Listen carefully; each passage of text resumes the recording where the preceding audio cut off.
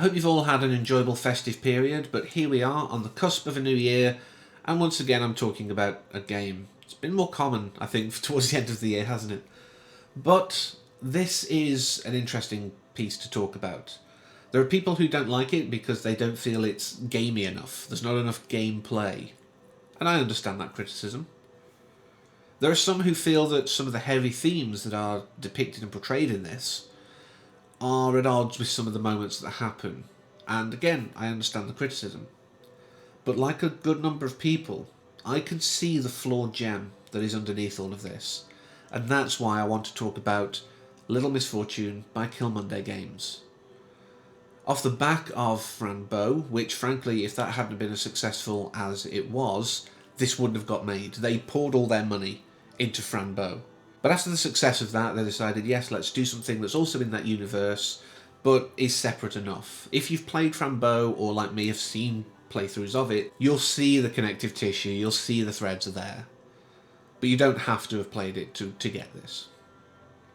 But this is the story of a young girl named Misfortune, and boy, is that name ever more appropriate.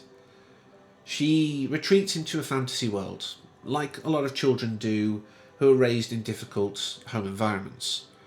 Her father and mother argue constantly. I believe there is violence against the mother, if I've understood correctly and remembered correctly. It's been a few weeks since I've played it. And it seems to be that she's not the brunt of the violence, but she does get a lot of, her mother shouting at her and things like that. So, like a lot of kids in those environments, she does retreat into her imagination. She's 8, but she almost feels coded a little younger. But it's been a while since I was a child, or around a child, so I may be misremembering and misunderstanding that too. But from my experience, it's not unusual for children to be a lot more focused on their imagination and almost seem sort of slow on the developmental scale when they've been in these environments because they don't want to let go of childhood, because when you're an adult you can't pretend as well. So it is kind of believable that even though she's the age she is, she can seem a bit younger. But we're told by a narrator, which is apparently a voice in her head, who also breaks the fourth wall to us, that at some point during her journey, Misfortune will die. And even though there's a few moments I'll talk about that made the character a little jarring to me, I really started to grow a fondness for this girl. I really wanted to look after her. And constantly throughout, knowing that there was the threat of death around every corner, I was very attentive, I was very on edge, I wanted to make sure she survived. But there was a little niggle in the back of my mind. I'm so used to, decoding films early on and figuring, twists out and things like that, that I immediately thought, what if she was dead at the start? And we've been told that to keep our focus on keeping her alive, but there's actually no need. It's a clever way of making us invested more in her and making sure that we don't put her into danger, but it's nothing. And I was half right. I mean, I'm going to delve into spoiler territory as much as I don't want to, because I think I need to talk about how much I love this game. So, if you just want the back of box, what I think about the game, yes, it's lacking in gameplay, yes, it's got flaws, but there's a really beautiful story at the heart of it. Go play it. That's the back of box if you don't want anything spoiled. But if you're going to proceed past this point, know full well that I'm going to talk about plot points and themes that, again, will spoil the game. But this was one of those where, like I say, I did figure out the twist. I actually figured out exactly when it was as well. There's a moment after you've done the tutorial bits, which is clever, teaching you about cause and effect, because choices you make do affect later on. And I did piece the vase back together because why not? It seemed a good idea at the time. But as soon as she was at the road, I was like, she's going to get hit by a car. She's going to get hit by a car. That's what's going to kill her. Immediately my brain was doing the red flags. And then after that I was like, things aren't really reacting to her in a normal way anymore. Things are very different. And I don't believe there was any of the weird flashes of this other world before you cross the road. So I'd kind of got it figured out. But like I say, this girl does, go on this journey, and there's a few moments that I just disconnected from her a little. I don't know if it's an acting choice or the natural voice of Natalia Martinson here, but how she says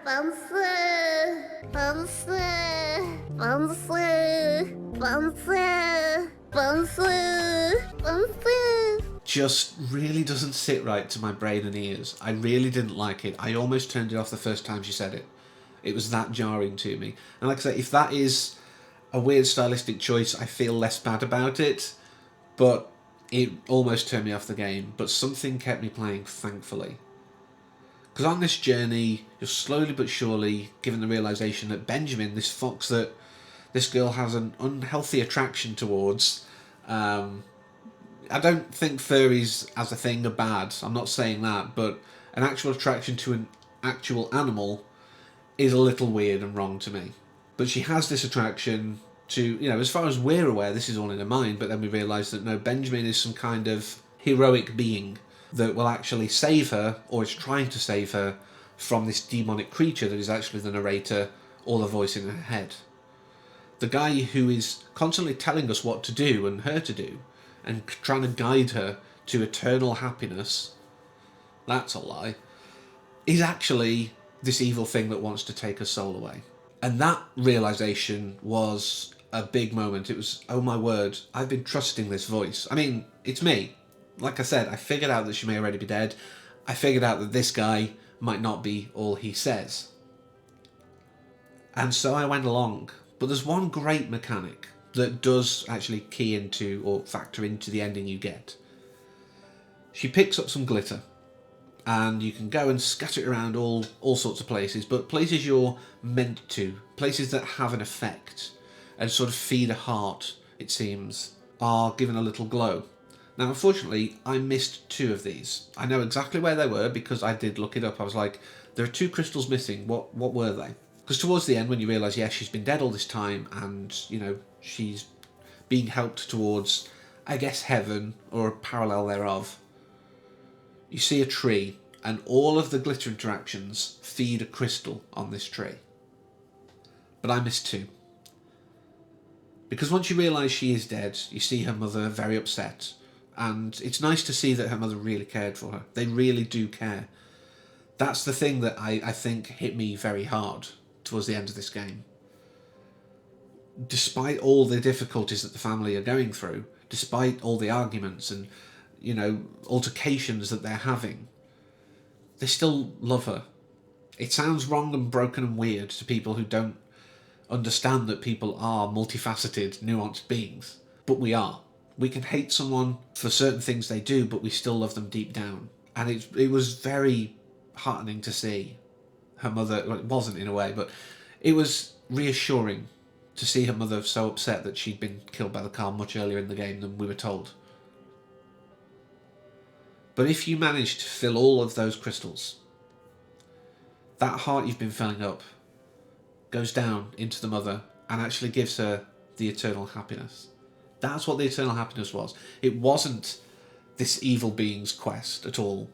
It was actually sprinkling glitter in the right places and just making sure that, you know, your mother could actually deal with the loss of you.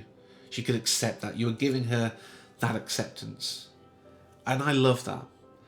This is a story, yes, about a girl from an awful house, and, you know, an awful home life, who happens to die and goes on a weird mystical journey in the afterlife. But it's also a story about love, about acceptance, about remorse. I strongly feel that maybe her mother's moments, or her mother's feelings in those moments, are, would this have happened if I didn't shout at her so much? If we were nicer as a family, could we have avoided this? And it's very easy to fall into those traps when we lose someone. It's very, very easy to say, what if? But maybe this game is teaching us one thing. What ifs don't matter. If you care enough, if you show enough attention, and you sprinkle enough glitter everywhere, i.e. be nice, your impact on this world is definitely going to be a good one. No matter what little mistakes you make along the way, if your general idea is to try and be as, you know, positive and helpful where you can, it's fine. Show the love when you mean to. Because Misfortune doesn't think her parents hate her. She doesn't think her parents just do not love her at all. She knows somewhere deep down that they do, but they have trouble expressing that.